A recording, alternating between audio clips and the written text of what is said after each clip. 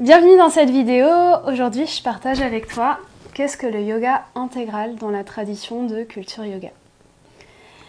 Alors, revenons ensemble un petit peu à ses origines. À la base, il y a 3 grands mouvements de yoga.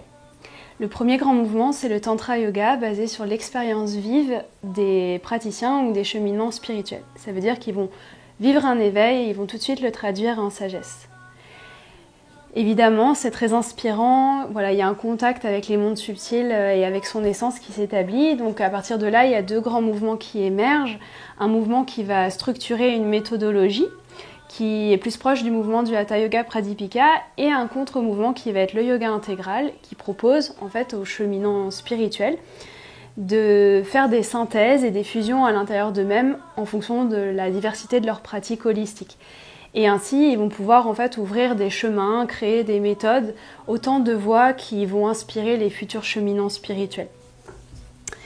Donc à sa base, le yoga intégral, c'est une méthode qui fusionne plusieurs méthodes de yoga.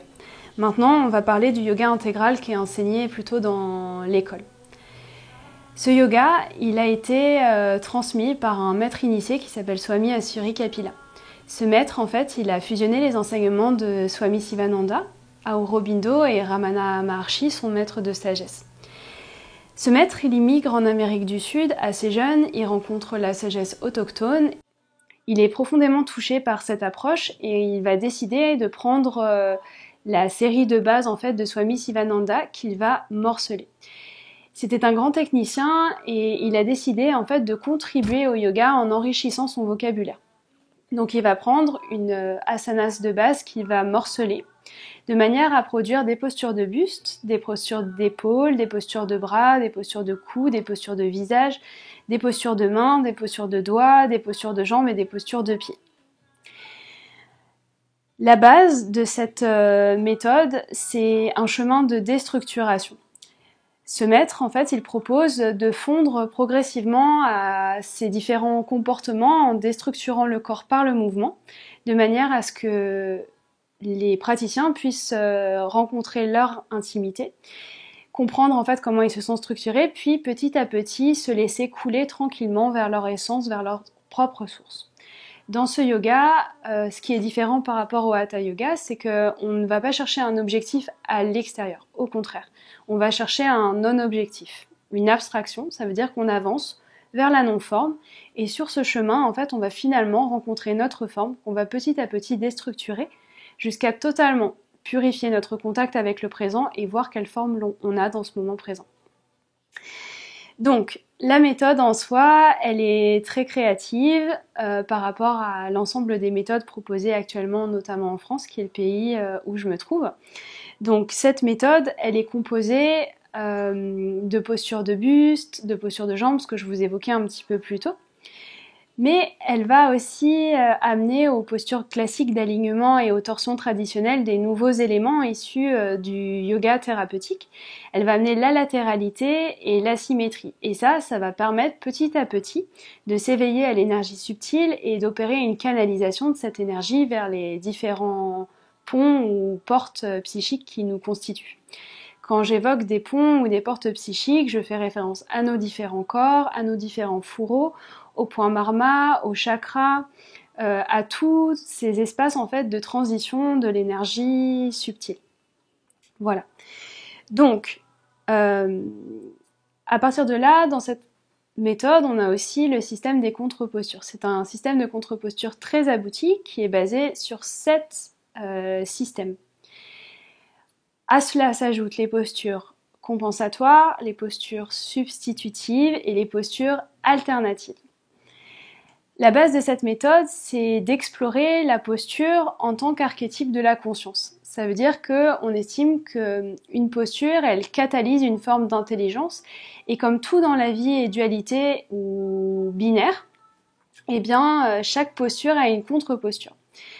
Cette approche en fait du yoga va permettre de contacter l'essence de la posture et de venir développer en soi certaines qualités vibratoires, énergétiques qui vont élargir le champ de la conscience. Ce système de contre-posture, il est basé aussi sur l'alternance de la posture et de la contre-posture. Donc en fait, on va toujours balayer les aspects yin et yang de la matière de manière rythmique pour soit expandre la conscience, soit la concentrer, soit s'absorber sur un archétype, et ça veut dire fusionner dans l'amour avec son esprit et avec cet archétype pour en extraire la substance. Voilà. Donc dans cette méthode, on a aussi des salutations, on en a une 50aine qui ont été créées, et ces salutations, en fait, elles répondent à des postures. Par exemple, on a la salutation de la mangouste, la salutation du serpent, la salutation du lièvre, la salutation de la lune, la salutation de la table, la salutation du chameau. Et en fait, toutes ces salutations sont autant de voies pour atteindre un archétype ou pour contacter en fait un lien à l'intérieur de soi.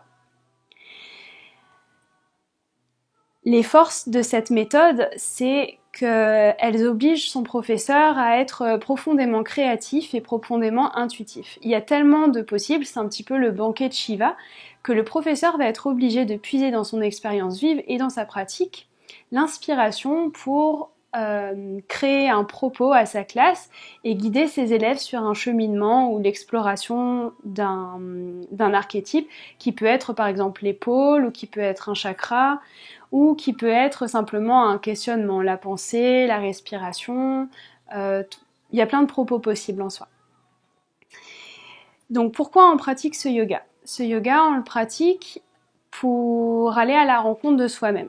Petit à petit, en fait, à travers son corps, on va rencontrer ses tensions, ses résistances, on va rencontrer sa manière d'entrer dans le mouvement, sa fluidité, on va rencontrer ses os, on va rencontrer son sang, on va rencontrer ses organes. Et petit à petit, en descendant, en s'enracinant ou en s'immergeant dans sa propre matrice, on va découvrir ce qui y est inscrit, un petit peu comme si on découvrait un livre. Voilà, j'espère que tu auras trouvé cette vidéo éclairante. En tous les cas, j'ai eu beaucoup de plaisir à la faire et je te souhaite une très belle journée.